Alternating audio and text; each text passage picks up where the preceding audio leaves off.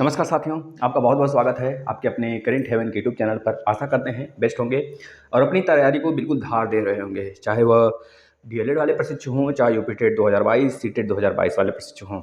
बिल्कुल भी मेहनत करते रहिए। मेहनत के आगे दुनिया झुकती है और दुनिया सच में सलाम करती है।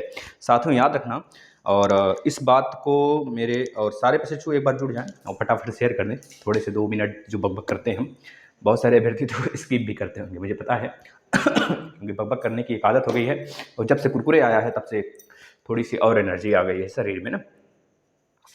तो प्लीज़ आपसे रिक्वेस्ट है फटाफट शेयर कर दें और यहाँ पे कोई ऐसी बात ना किया करे भाई जिससे कि कुरकुरे को बुरा लग जाए और ऐसे अभ्यर्थियों को उड़ाई देंगे।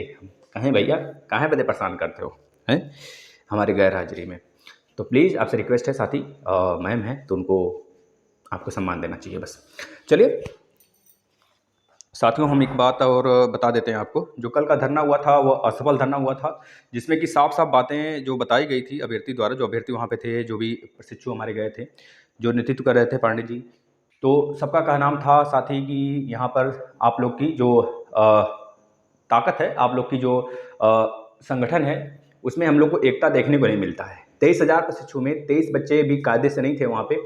और वहाँ पर मात्र अगर गर्ल्स की बात करें 2 या 3 गर्ल्स थी। उसके बाद यहाँ पे जो हम क्या किसका नाम लें, अभी किसी का नाम भी ले लेंगे। बहुत सारे अभ्यर्थी आते हैं कमेंट करने के लिए, डीएलएड एकता जिंदाबाद, डीएलएड चलेगा, हम सभी लोग वहाँ पे चलेंगे, बहुत धरना करेंगे, बहुत बड़ा धरना होगा। मतलब इस तरह से कहते हैं कमेंट में, जैसे लगता है कि आज पीएनपी सचिव रोड पे आ ही जाएंगे। लेकिन खैर, सचिव जी का भी गलती नहीं होता यहाँ पर। सारी चीज़ें जो करता धरता है वो उनके ऊपर है ना।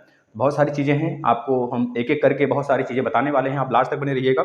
और जो बच्चे परेशान हो रहे हैं स्कूटनी रिजल्ट के लिए भाई, वो भी लास्ट तक बने रहेंगे। और जो बच्चे अभी कल आज सुबह ही बहुत सारे कमेंट आए थे और कि इन्होंने, बहुत सारे ग्रुप भी चलते होंगे, लेकिन हमारा जो ग्रुप है 2018 बैच के प्रशिक्षुओं का, तो उसमें जिनका जिनका 3 बार बैक, मतलब कि 2 बार बैक प्लस 1 बार फ्रेश उन्होंने दिया है, चौथी बार के लिए प्रत्यावेदन दे दिया है, तो उसमें बहुत सारे अफवाह भी उड़ रहे हैं। तो उसके बारे में जिक्र भी करेंगे। लास्ट तक बने रहिएगा। सारी चीज़ें देखिए, जब तक हमें ऑफिशियल नोटिस नहीं आता है तब तक हम ये नहीं कह सकते कि हमारे साथ क्या होने वाला है, या फिर आगे जो भी हमारे साथ कार्यक्रम होने वाला है, चाहे डायरेक्टर सर हो, चाहे सचिव सर हो, चाहे आपके परीक्षा नियामक हो, चाहे जो हो, जो आपके साथ सारी चीज़ें होने वाली हैं, जब तक एक नोटिस नहीं आता है हम नहीं कर सकते, या फिर किसी भी निर्णय तक नहीं पहुंच सकते।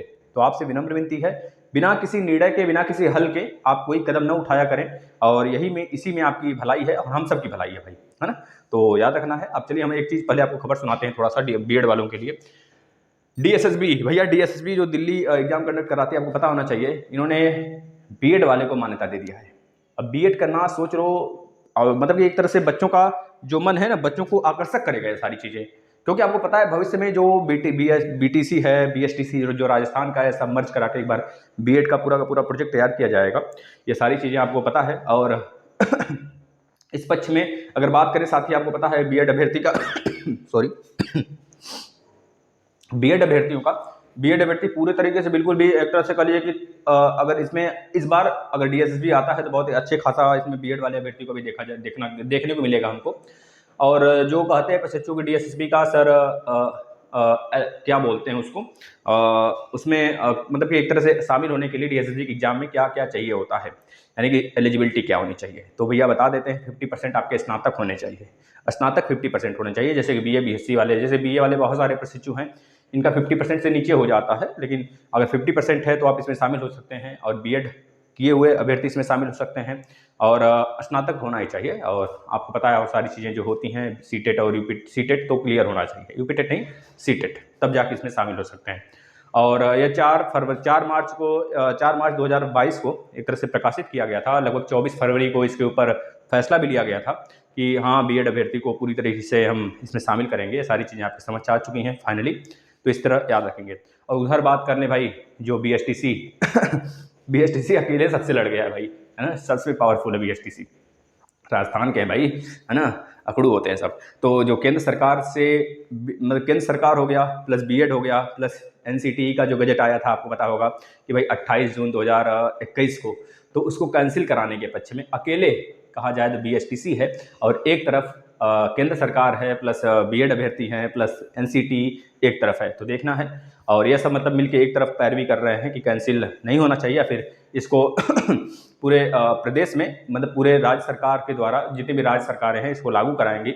वैसे भी शिक्षा जो है हमारा राज्य के ऊपर भी डिपेंड करता है, वो तय करेगा कि इसको कहाँ पे लागू होना है। अब बड़ी बात यह है कि यूपी में क्या होता है क्या नहीं, इसके ऊपर भी फैसला आना भी बचा हुआ है, लंबित है। अब देखना यह है कि कहाँ से क्या आता है। बहुत सारे अभ्यर्थी अफवाह फैला रहे हैं कि बीएसटीसी भाई देखो, बीएड अभ्यर्थी और बीटीसी अभ्यर्थी हम दोनों के किसी के पक्ष में, ना ही किसी के मतलब हम दोनों को चाहते हैं सभी लोग मतलब एक तरह से रहें। अब ऐसा नहीं कि हम किसी को बोल दें यहाँ पर इस प्लेटफॉर्म पे तो दूसरा आ जाए कहने लगे सर हमारे पक्ष में नहीं है, और अजीब अजीब सी गाना हमको बोल के जाए, गाना वाना सुना कर जाए। जैसे कि आज एक अभ्यर्थी ने गाना सुनाया है हमें, तो उस गाने को हम आपके सामने गाएंगे और आप खुद देखिएगा, अगर पता चल गया कुरकुरे को तो कूट कूट के उसका चटनी बन जाएगा और पता भी नहीं चलेगा। साथियों, सबसे बड़ी बात है कि देखिए स्कूटनी के रिजल्ट के ऊपर ये तो फाइनल हो गया भाई, डीएसएसबी में बीएड अलाउ हो गया है। और प्लस स्कूटनी के रिजल्ट की बात कर लें तो जो प्रशिक्षु स्कूटनी के 4th सेमेस्टर के रिजल्ट का वेट कर रहे थे, हम उनको बता देते हैं। जब बात हुई थी 10 फरवरी के आसपास में सचिव सर से, तो उन्होंने साफ साफ बोला था कि महोदया जो आपका रिजल्ट है स्कूटनी का वह कम से कम नहीं तो 1 महीने के अंदर आ जाएगा। 1 महीने के अंदर आने का मतलब कि 10 मार्च तक उन्होंने बोला था, और 10 मार्च खत्म हो गया भाई ना, फिनिश हो गया 10 मार्च, जनवरी फरवरी मार्च काउंट कराना होगा। याददाश्त उनकी कमज़ोर है थोड़ी सी, तो हो सकता है भूल गए हों, थोड़ा सा दवा ववा लेते होंगे ना, क्योंकि पता है कि 50 के ऊपर 60 के ऊपर जाते जाते थोड़े से जो यह काम करने वाले होते हैं, अभी ऐसे पर्सन होते हैं उनको एक तरह से गोली चाहिए होती है मतलब हार्ट अटैक के लिए, मतलब कि हार्ट बीट्स उनका सही चले, तो सारी चीज़ें चाहिए होती हैं। तो ऐसे में अगर देखा जाए प्रशिक्षु, तो स्कूटनी का रिजल्ट जो 4th सेमेस्टर का है कम से कम मान चलते हैं 2 से 3 दिन और लग जाएंगे। और यह कोई फाइनल डिसीजन नहीं है ना, इसमें कोई यह नहीं है कि हम आपको 2 से 3 दिन में बोल रहे हैं तो 2 से 3 दिन में आ ही जाएगा, ऐसा कुछ नहीं है। लेकिन एक आपको हम एक तरह से कह लीजिए कि मतलब कि सांत्वना के लिए आपको बता देते, सांत्वना क्या, क्योंकि देखिए सारे पहले दिन आया था आपका 2017 का 2019 वाले बैच का, जो जिन्होंने 2nd सेमेस्टर और 3rd सेमेस्टर 4th सेमेस्टर का 2nd सेमेस्टर 1st सेमेस्टर का रिजल्ट दिया था, मतलब भरा था फॉर्म स्कूटनी का, तो उनका आया था। इसके बाद 2-3 दिन बाद आपको दिख गया कि 3rd सेमेस्टर का जो 2nd सेमेस्टर वाले प्रशिक्षु थे 2018 बैच के 17 बैच के, उनका भी रिजल्ट आ गया, मतलब फाइनली आपने देखा था।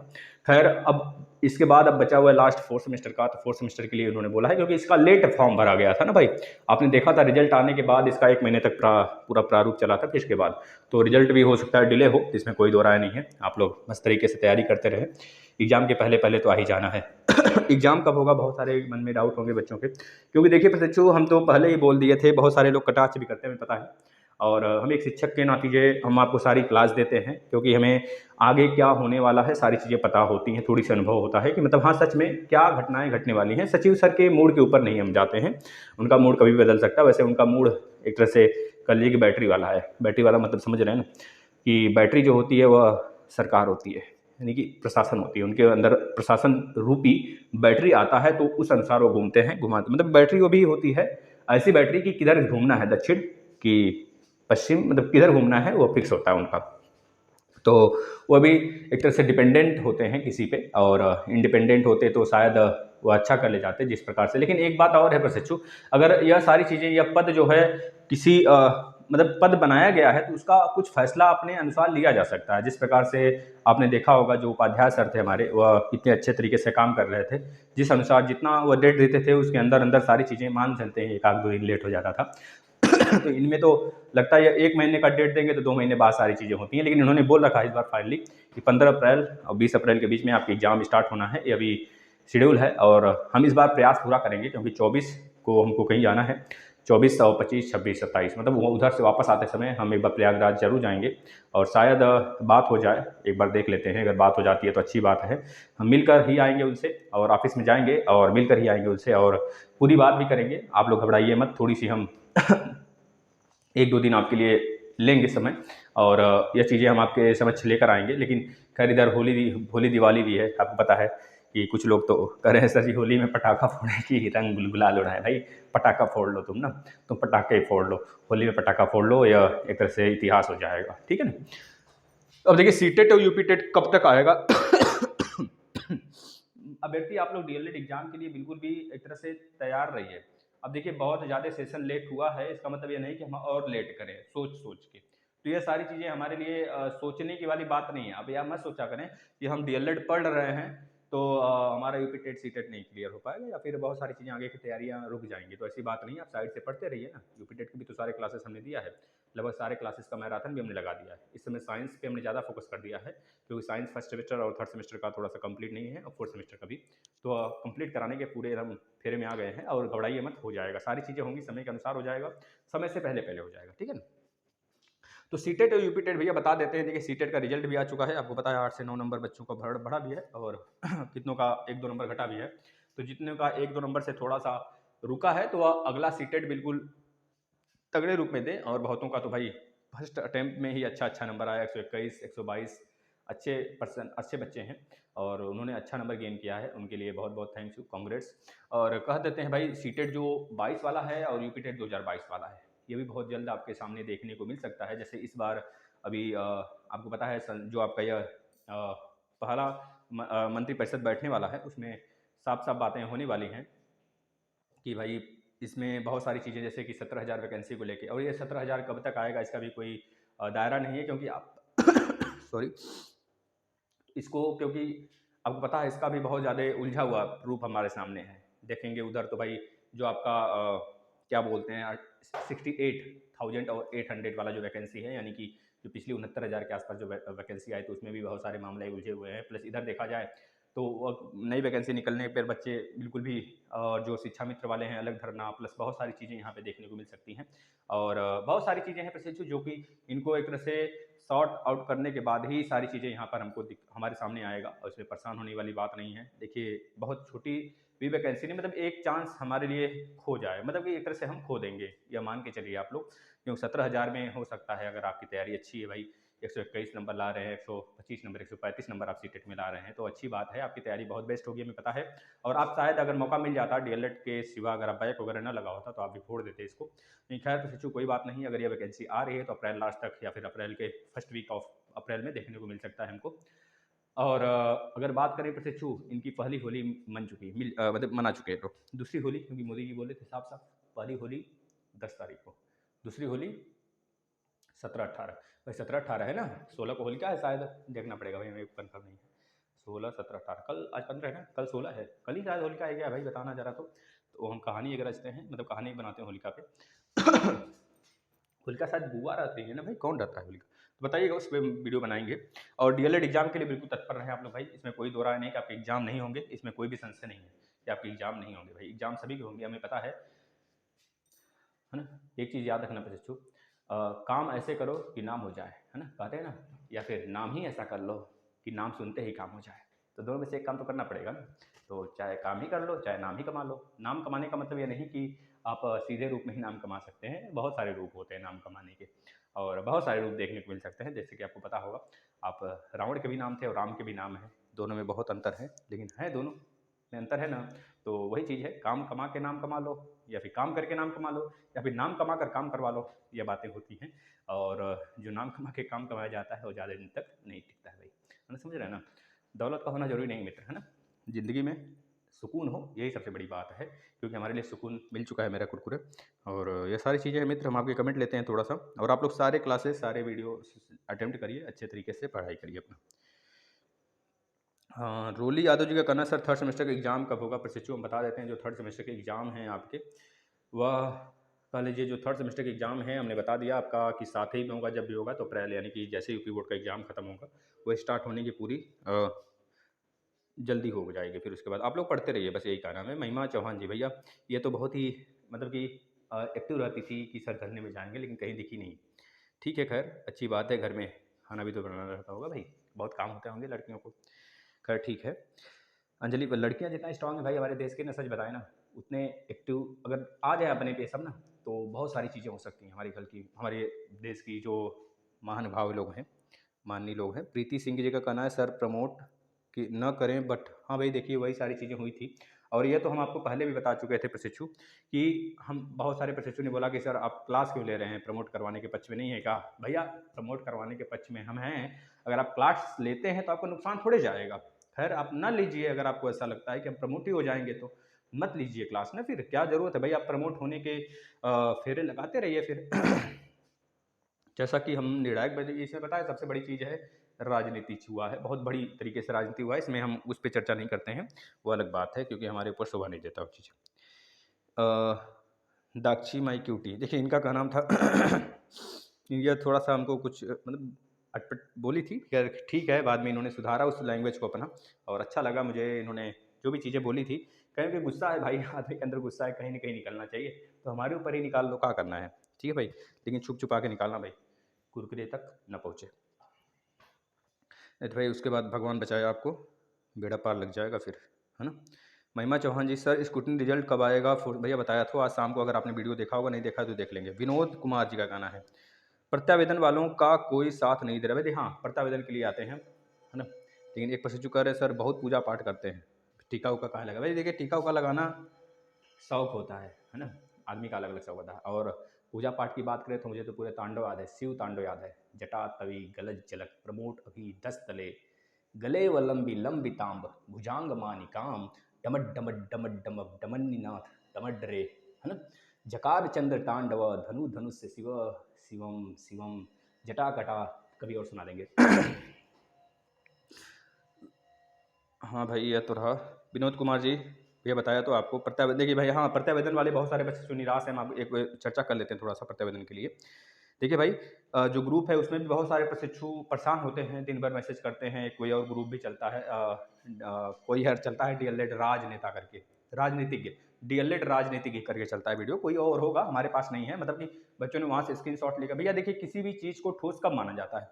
जब वो एक तरह से नोटिस आए, उस पर यहाँ पर सचिव जी का सिग्नेचर हो या फिर किसी अथॉरिटी का सिग्नेचर हो। बिना अथॉरिटी के सिग्नेचर के आप कभी कुछ लिख दोगे, लिखने के बाद उसका स्क्रीनशॉट लेके शेयर करने लगोगे, ये कोई बात थोड़े होती है। मान सकते हैं आपसे बहुत प्रेम, मान लेते हैं हमसे आप प्रेम करते हैं, हम सारे क्लास आपको देते हैं, आप हमें थोड़ा सा रिस्पेक्ट के देते हैं कि सर ने जो बोल दिया वो सही। भाई हम जो बात बोलते हैं वह एक तरह से होता है, कहीं ना कहीं नोटिफिकेशन आया होता है या फिर सही चीज, सारी चीजें उस आधार पे चलती हैं, तो हम उसको लेकर एक तरह समझ बनाते हैं आपके सामने, और कुछ ज़्यादा नहीं होता। लेकिन अगर हम यही लिख कर दे दें कि आपके एग्जाम कल से स्टार्ट होंगे और कल से कन्फर्म स्टार्ट होंगे, यहाँ पे सिग्नेचर कर दे अपना, 10-15% को सिग्नेचर करा लें, तो क्या एक तरह से यह लीगल माना जाएगा? भाई ये लीगल होगा? कोई अथॉरिटी हो आप? नहीं ना प्रशिक्षु।